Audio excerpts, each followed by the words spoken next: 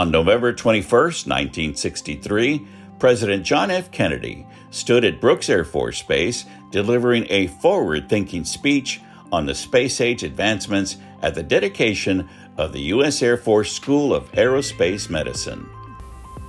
I have come to Texas today to salute an outstanding group of pioneers, the men who manned the Brooks Air Force Base School of Aerospace Medicine and the Aerospace Medical Center. It is fitting that San Antonio should be the site of this center and this school as we gather to dedicate this complex of buildings. For this city has long been the home of the pioneers in the air. It was here that Sidney Brooks, whose memory we honor today, was born and raised.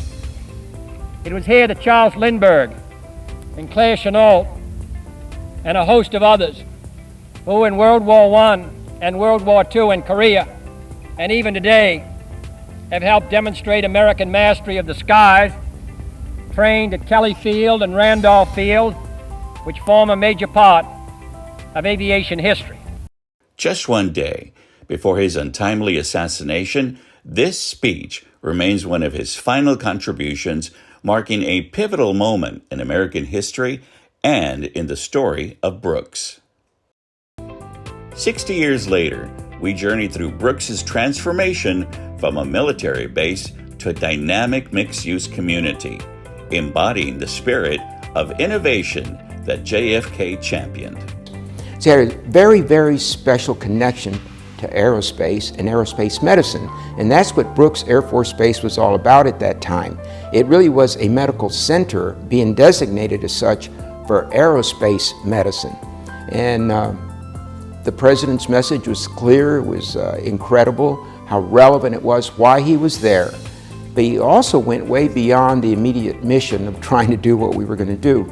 But the benefits to everyone in the United States when it came to healthcare and even the environment as far as the work that was going to be here at Brooks at that time.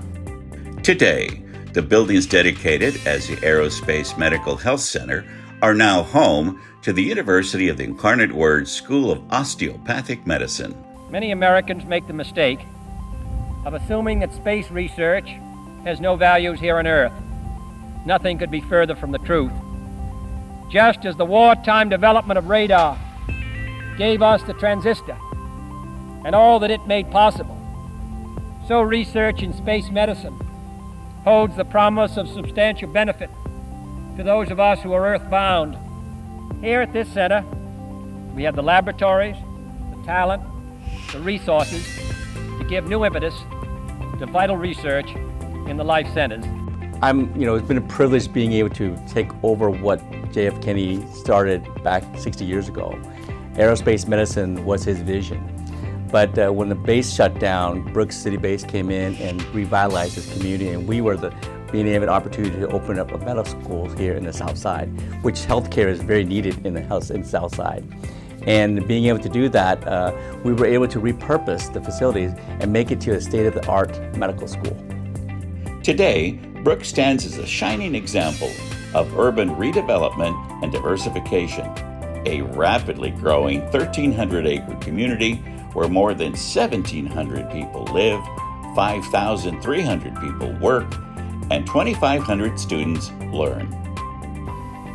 This nation has tossed its cap over the wall of space, and we have no choice but to follow it.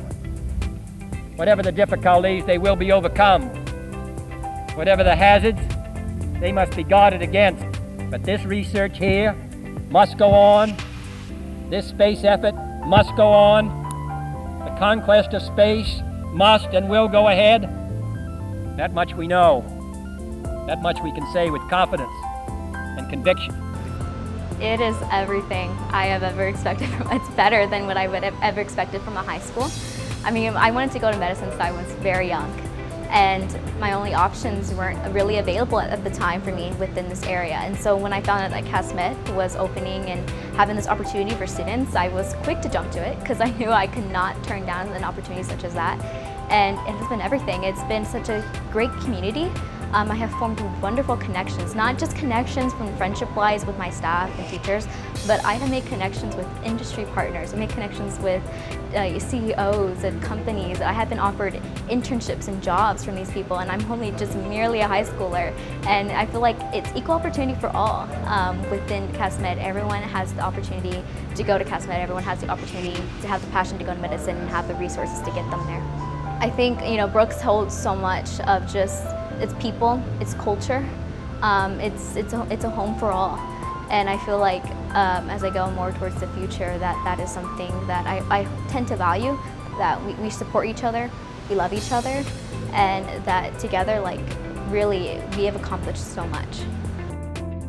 60 years later, Brooks stands not just as a tribute to the past, but as a living testament to the enduring power of progress and the human spirit.